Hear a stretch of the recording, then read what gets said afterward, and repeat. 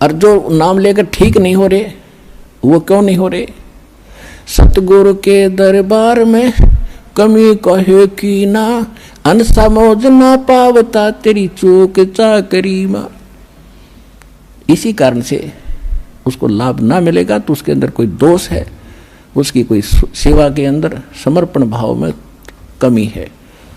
और जब हम समर्पित हो जाते हैं तो हम समझ ले सभी पूजाओं को त्याग कर, सभी मर्यादाओं को त्याग कर एक मालिक के पथ पर, परमात्मा के द्वारा बताए मार्ग पर चलेंगे। तब हम आन उपासना बंद कर देंगे तो हम एक परमात्मा पर आश्रित होंगे। जिन हर जैसा सुमरिया ताको तैसा लाभ, ओसा प्यास न भाग ही जब लग दसे न आब।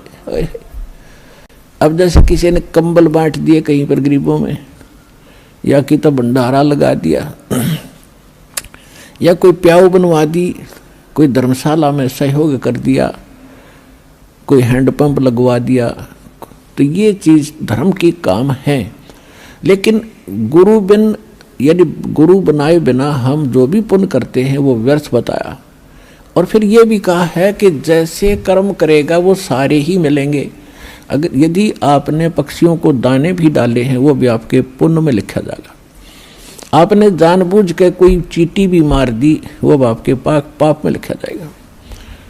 और जब तक गुरु धारण नहीं करते जितने भी जीव हिंसा आपकी होती है वो आपके पाप कर्मों में ही लिखी जाती है। तो कहने का भाव ये है कि पाप तो ढेर सारे हों डेली, और पुण्य कभी कभी कर पाते हो आप, जिसको आप पुण्य मानते थे बिना गुरु के। अब ये भी कहा कि जैसे कर्म करेगा वैसा फल देगा भगवान, ये भी पक्की बात है। अब फिर ये भी कहा है कि गुरु बिन माला फेरते गुरु बिन देते दान, गुरु बिन दोनों निष्फल हैं, पूछो वेद पुराण। तो अब गुरु के बिना जो दान करा वो व्यर्थ है। उधर कह रहे हैं कि जो किया वो मिलेगा ही मिलेगा। तो इसके पीछे एक राज है, इसको अध्यात्म ज्ञान कहते हैं। अब जैसे किसी ने खूब दान किए हैं, भंडारे लगाए हैं और कंबल बांटे हैं, किधर प्याऊ बनवा दी है, पक्षियों को दाने भी डाले हैं, तो अगले जन्म में गुरु ना बनाने से उसको मनुष्य जीवन नहीं मिलेगा। नेक्स्ट जीवन मान लीजिए वो कुत्ता बन गया अगले जन्म में। और कुत्ता बनकर आप देखते हो आजकल एक कुत्ते के लिए कितनी फैसिलिटीज दी जाती हैं उस सेठ साहूकार के द्वारा जो कुत्ते को पालता है। अलग से उसका रूम होता है, कमरा, और उसमें एसी लगे हैं, कूलर भी लगा, पहले कूलर लगाते थे, आजकल एसी लगाए जाते हैं उनके लिए। और उसके खाने को भी बहुत अच्छा भोजन मिलता है। दिन में नौकर नवाते हैं, खूब सैर सपाटे कराते। और फिर क्या होता है, गाड़ी में वो कुत्ते का मालिक तो ड्राइवर बनता है और कुत्ता मालिक की सीट पर बैठकर ऐसे गर्दन निकाल कर बाहर देखता चलता है ठाठ से।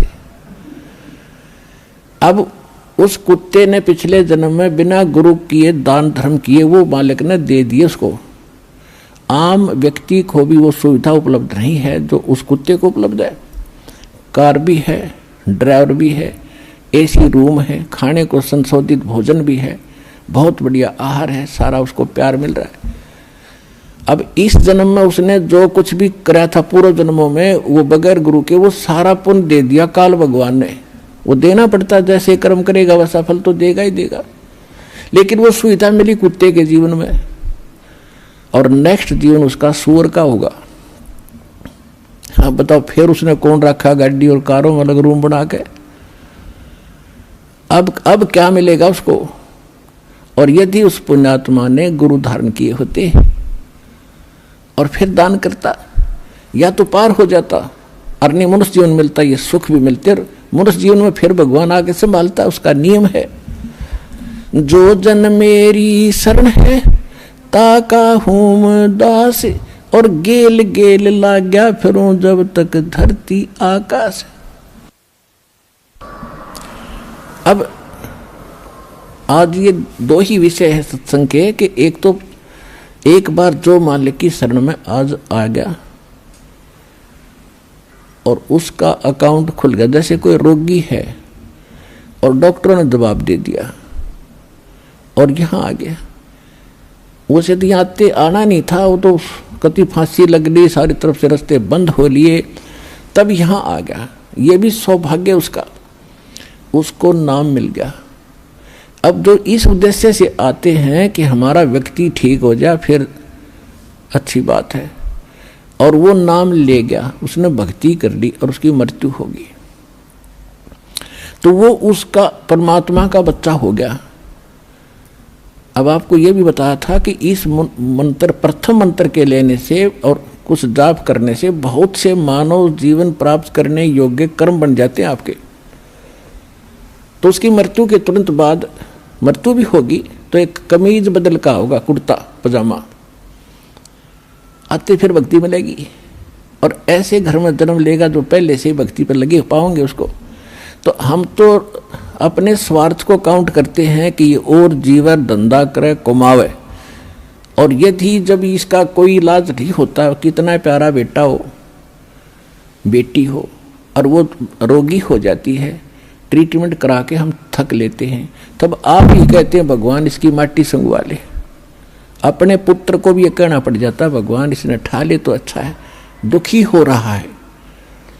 अब जब तो भगवान ठावा नहीं तो काल ठावेगा बगैर नाम के, तय नाम लेकर जब ठा भी लिया तो भगवान ने ठावेगा फिर उसने, और फिर दोबारा जन्म देगा मनुष्य का।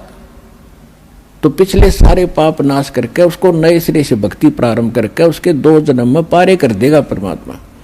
तो कितना बड़ा पुण्य है, कितना बड़ा बेनिफिट आपको प्राप्त हुआ। दूसरी बात यह है कि यहाँ आने वाला चाहे कति सब जगह से हार चुका हो और सच्चे समर्पित भाव से, क्योंकि परमात्मा आत्मा का साथी है, इस मन का साथी नहीं है। मन तो ऊपरले मन तो हाँ भरा करे, और आत्मा रो के हाँ भरती है। और रोगी जिस दिन हाँ भर के नो सच्चे दिल तो रो के नु कहेगा भगवान जीऊँ इतना आपकी भक्ति करूँगा, और कोई इसके बाद बकवास नहीं चलेगी, पक्की गारंटी है। तो तुरंत सुनता है और रोज फर्क होना शुरू हो जाता है। तो इस तरह की समर्पण वो जब करेगा जब उसको ज्ञान होगा। अब तो किसी के कहने से आ गया चलो वहाँ ठीक हो जाते हैं, चलो वहाँ ठीक हो जाते हैं, टीवी पर देखा फलाने ने कहा मैं ठीक हो गया, तो वो ठीक हुए, वो झूठ नहीं बोल रहे, वो यही मिल जाएंगे, आपने बेशक पूछ लियो घूमते।